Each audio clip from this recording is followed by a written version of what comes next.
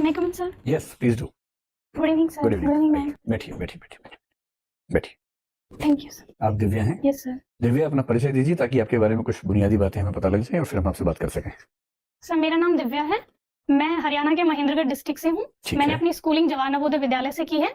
उसके बाद मैंने अपनी ग्रेजुएशन अपने डिस्ट्रिक्ट के कॉलेज से की है और पिछले वर्ष यूपीएससी में भारतीय पुलिस सेवा में मेरा चयन हुआ है। जी। और मेरी दिनचर्या के कुछ बेस्ट मोमेंट्स में है अपनी मम्मी से बातें करना, उनके साथ टाइम स्पेंड करना और घूमर डांस में मेरी रुचि है।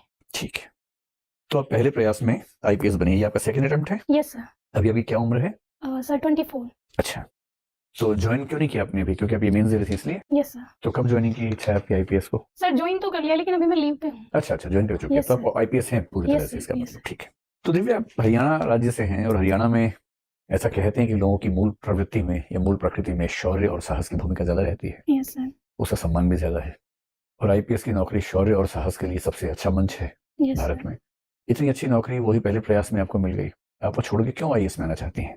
आईएएस ही आपकी प्रेफरेंस होगी ना इस बार? Yes sir. क्यों आना चाहती हैं? सर इसके कुछ रीजंस हैं, जैसे आईपीएस के कंपैरिजन में आईएएस में डाइवर्सिटी ज़्यादा है, हमें वेरियस डिपार्टमेंट्स में काम करने का मौका मिलता है, तो मैं मतलब मेरा ऐसा मानना है कि मुझे ज़्यादा एक्सपोजर मिलेगा, वहाँ ज़्यादा सीखने का मौका मिलेगा। ठीक है। और दूसरा सर इसका ये रीज़न है कि मैं हमेशा से गांव में रही हूँ और मैंने अपने गांव में प्रशासन का रोल देखा है, तो मेरे गांव की जो समस्याएं हैं वो बेसिकली प्रशासन से जुड़ी हुई हैं, तो शायद इस वजह से मैं अपनी पर्सनैलिटी को आईपीएस के कंपेरिजन में आईएएस के लिए ज़्यादा बेहतर मानती हूँ। ठीक है, जैसे हरियाणा की समस्याओं में से एक समस्या है फीमेल फेटिसाइड की, यस सर। मादा भ्रूण हत्या कहना चाहिए, बालिका भ्रूण हत्या। Yes sir. आप एक पुलिस अधिकारी के तौर पर पीसीपीएनडीटी एक्ट को ठीक से इंप्लीमेंट करने में भूमिका निभा सकती हैं, यस सर। ताकि कोई भी अस्पताल, कोई भी लेबोरेटरी भूल से भी ऐसी इंफॉर्मेशन किसी होने वाली माँ को ना दे सके कि उसके पेट में, गर्भ में मादा भ्रूण है। Yes sir. या कोई हॉस्पिटल एबॉर्शन सिलेक्टिव तरीके से ना कर सके। बिल्कुल। आईएएस के तौर पर आपकी भूमिका थोड़ी बढ़ जाती है और आपको ऐसी स्थितियां बनानी है कि ये समस्या जड़ से खत्म हो जाए। Yes sir. तो मुझे बताइए कि अगर हरियाणा में मादा भ्रूण हत्या की समस्या को जड़ से खत्म करना हो और आप मान लीजिए कि मुख्यमंत्री ने आपको विशेष रूप से ये एक प्रोजेक्ट दिया है और 5 साल का समय दिया है और फंड की कोई कमी नहीं है, तो क्या स्टेप्स लेंगे कि हरियाणा से ये समस्या खत्म हो जाए? सर इसके लिए मैं कई लेवल्स पे काम करूंगी। सबसे पहले मैं कोशिश करूंगी कि जो भी पीसीपीएनडीटी के प्रावधान हैं उसके बारे में सर सबको अवेयरनेस हो, पेरेंट्स को, हेल्थ ऑफिशियल्स हैं, जो अल्ट्रासाउंड सेंटर्स हैं, सब जगह, कि क्या उसके लीगल एक्शंस हो सकते हैं इसके खिलाफ।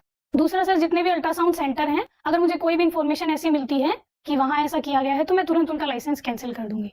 तीसरा सर, मैं कोशिश करूंगी कि मैं विजिलेंस सेल बनाऊं, इसमें पंचायती राज इंस्टीट्यूशंस के रिप्रेजेंटेटिव की हेल्प ले सकती हूँ कि तुरंत अगर ऐसा कहीं भी संदेह हो तो मेरे तक तुरंत सूचना पहुंचाई जाए और रेड मारी जाए सडनली, जिससे अगर ऐसा कुछ हो तो हम उसको तुरंत रोक सके। मुझे ध्यान है कि हरियाणा के एक लेबोरेटरी के एक व्यक्ति से मेरी एक बार बात हो रही थी और मैंने उनसे पूछा कि क्या सरकार इस चीज को रोकने में सक्षम हो पा रही है पीसीपीएनडीटी के प्रावधानों के अनुसार। जी सर। तो उसने मुझे बहुत रोचक बात बताई, मैं आपसे पूछता हूँ कि आप क्या कदम उठाएंगे। यस। उसने बताया कि लेबोरेटरी में डॉक्टर्स और जो स्टाफ है वो पैसे लेता है मरीजों से ये बताने के लिए कि भ्रूण मेल है या फीमेल है।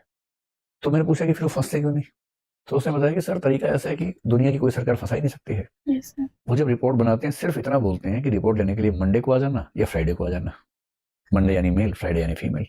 इस लेवल पर जाकर आप कैसे किसी लेबोरेटरी को फंसा पाएंगे? तो इमेजिन कीजिए कि आपके जिले में इस स्तर पर चीजें हो रही हैं और ये मंडे फ्राइडे तो एक तरीका है, इसके और 1000 तरीके हो सकते हैं। कोई सिर्फ इतना ही तय कर ले कि मैं दाएं हाथ से साइन करूं तो समझ जाना बेटा है, बाएं से साइन करूं तो समझ जाना बेटी है। ऐसे 1000 तरीके हो सकते हैं। Yes sir. इस लेवल पर जाकर कैसे बदलाव करेंगे आप? सर अगर ऐसी मानसिकता है तो वो बेसिकली सोसाइटी के स्तर पर ही चेंज हो सकती है। जब तक सर महिलाओं के लिए समाज में एक्सेप्टेंस नहीं बढ़ेगी, उनको एम्पावर नहीं किया जाएगा, तब तक लोग सर किसी ना किसी तरीके से दुरुपयोग करते रहेंगे। तो अगर ऐसा दुरुपयोग हो रहा है तो लॉन्ग टर्म में तो मैं सर यही करूंगी कि वुमेन एम्पावरमेंट का काम किया जाए। बेसिकली लड़कियों के लिए ऐसी कोई स्कीम्स लाई जाए ताकि जो पेरेंट्स हैं वो सर लड़कियों को बोझ ना समझे। और सर ये जो एक्शन हो रहे हैं किसी लेबोरेटरी में, तो इसके लिए सर विजिलेंस सेल ही हो सकती है जो मुझे गुप्त इन्फॉर्मेशन दे दे और मैं एक्शन करूँ। हिंदी साहित्य के विद्यार्थी हैं, क्या हरियाणवी साहित्य का योगदान हिंदी साहित्य के विकास में देखा जा सकता है? सर बेसिकली हरियाणा में हिंदी का कोई बड़ा कवि तो नहीं हुआ है, लेकिन जिस टाइम सर हरियाणा बना नहीं था सेपरेट रीजन, उस समय दिल्ली के आसपास अमीर खुसरो जो हैं उनको सर हिंदी का मतलब हरियाणा के क्षेत्र में इंक्लूड किया जा सकता है।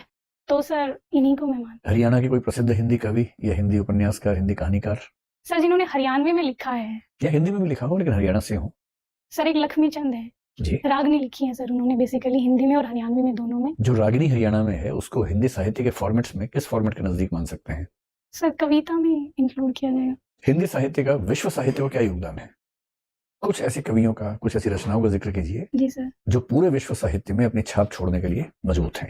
सर एक तो अभी हाल में जो गीतांजलि श्री को बुकर प्राइज मिला है रेत समाधि के लिए, जी।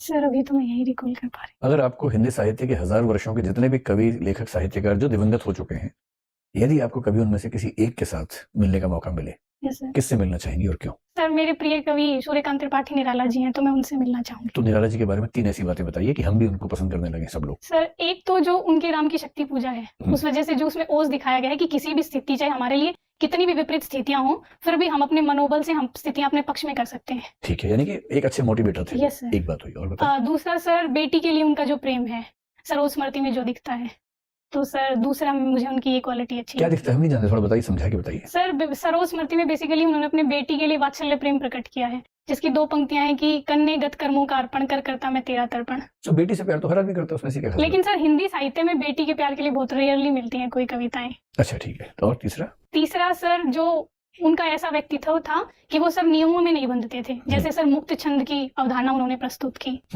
तो ये सर नियमों से अलग चलना और अपनी पहचान स्थापित करना, ये इनकी। एक बार उनका झगड़ा महात्मा गांधी से हुआ था, सुनते हैं, आइडिया है आपको क्या झगड़ा हुआ था? सॉरी सर मुझे नहीं। कोई बात नहीं सर, आप पूछिए। दिव्या, हरियाणा का नाम हरियाणा क्यों है? Sir basically Haryana Hari plus आना से है, और इसे सर हरि मतलब भगवान की भूमि कहा जाता है, जैसे सर महाभारत यहाँ हुई और सर भगवान कृष्ण ने गीता का उपदेश दिया, तो इसीलिए इसे हरियाणा कहा जाता है। तो हरि प्लस आना, आना sir. कौन सा ना? न है सर, आना तो न है, लेकिन हमारी हरियाणवी लैंग्वेज में बेसिकली न को न से बोला जाता है, ओके, तो इसलिए सर। पूर्ण हो जाता है। Yes sir. अच्छा, ये बताइए कि हरित क्रांति और हरियाणा के जन्म में क्या रिश्ता है? सर हरित क्रांति में हरियाणा की बहुत बड़ी भूमिका रही है। दोनों के जन्म का रिश्ता क्या है? दोनों के बर्थ में कोई रिलेशनशिप? हाँ सर, हरियाणा का सर पंजाब से सेपरेट 1966 में हुआ था, और हरित क्रांति 20वीं दशक में आई थी। नॉर्मन बोरलॉग का नाम सुना है? Yes sir. कौन थे वो? सर हरित क्रांति के जनक, कहाँ के थे? विश्व में हरित क्रांति के जनक। किस देश के नागरिक थे? सॉरी सर मुझे नहीं पता। अच्छा, हमने उन्नत बीज का किसी देश से आयात किया था 1965 में, यस सर। फिर एक हमने अपनी प्रयोगशालाओं में उसे विकसित करा के किसानों में वितरण का अभियान चलाया था। Yes sir. किस देश से उन्नत बीज का आयात किया था? Sorry sir. Lab to land movement एक चला था 1966 में, यस सर। जिस साल हरियाणा का जन्म हुआ। Yes sir. क्या था वो मूवमेंट? सर उसमें बेसिकली खेती मतलब लैंड से लेके और लैब तक मतलब अनुसंधान उनको जोड़ा गया था, ताकि पूरी चैन प्रोसेस है जो कृषि की, उसमें सर इम्प्रूवमेंट किया जा सके। मतलब पूरी आपूर्ति श्रृंखला। ये सर आपूर्ति श्रृंखला। और कौन कौन से कदम उठाए गए थे जिससे हरित क्रांति फलीभूत हो पाई? सर एक तो उन्नत किस्म के बीजों का आविष्कार, दूसरा सर सिंचाई की सुविधाएं, कैनाल सिस्टम बिछाया गया था जिससे सिंचाई प्रॉपर हो सके। एफसीआई की स्थापना भी उसी के आसपास हुई थी क्या? एफसीआई क्या है? Food corporation of India. PDS क्या है? Sir public distribution system. ये भारत में कब शुरू हुआ? सर मुझे एग्जैक्ट। अच्छा, हरित क्रांति की सबसे बड़ी उपलब्धि मानी जाती है कि भारत का खाद्य आत्मसुरक्षा हासिल कर पाया। Yes sir. अब जो एग्रीमेंट ऑन एग्रीकल्चर है, कृषि समझौता है WTO वाला, उसके वजह से एक दबाव है सरकार के ऊपर कि वो पुरानी सुविधाओं को वापस ले, यस सर। जिसके विरोध में हरियाणा के किसान, राजस्थान किसान, पंजाब के किसान विरोध प्रदर्शन कर रहे हैं। कौन से वो प्रावधान है कृषि समझौते में जो कि भारत के किसानों के लिए नुकसानदायक हो सकते हैं? सर बेसिकली WTO में ये कहा गया है कि किसानों को कैश के रूप में इंसेंटिव नहीं दे सकते हैं। जितना प्रोडक्शन है उसका डेवलप जो कंट्रीज हैं वो 5% दे सकती है और डेवलपिंग 10% दे सकती है। अब जैसे सर MSP के रूप में भारत सरकार जो किसानों को MSP के रूप में कैश उपलब्ध कराती है, उनसे खाद्यान्न खरीदती है, वो सर हमारे भारत में 10% से ज्यादा है, तो बेसिकली इसी के ऊपर WTO में विवाद है। क्या आपको यकीन है कि वाकई 10% से ज्यादा है? सर रिपोर्ट्स में तो ऐसा ही है। अनाज भंडारण को लेकर भी कुछ नियम में प्रावधान है, फूड स्टोरेज को लेकर क्या प्रावधान है और क्या दबाव है सरकार पर उसके लिए? सॉरी सर मैं अभी रिकॉल नहीं कर अच्छा। पा रही हूँ। कृषि वस्तुओं के बाजार में विकृति से हम क्या समझते हैं? सरकार के उपस्थिति से कृषि बाजार में किस प्रकार की विकृति आ सकती है? सर गवर्नमेंट की उपस्थिति है, जो प्राइवेट मार्केट होता है, सर प्राइवेट सप्लायर्स होते हैं जो खरीदने वाले होते हैं, उनको सर एक ये उनके लिए सर मार्केट में मतलब उनके लिए कमी हो सकती है। अगर गवर्नमेंट आ जाती है तो सर उनके लिए थोड़े ऑप्शंस कम हो जाते हैं। जैसे MSP के ऊपर खरीदना होता है, तो सर अगर सरकार खरीदती है MSP के ऊपर नहीं खरीद पाती तो प्राइवेट प्लेयर्स को भी उसी रेट पर खरीदना पड़ता है। ये विकृतियां हो जाती है।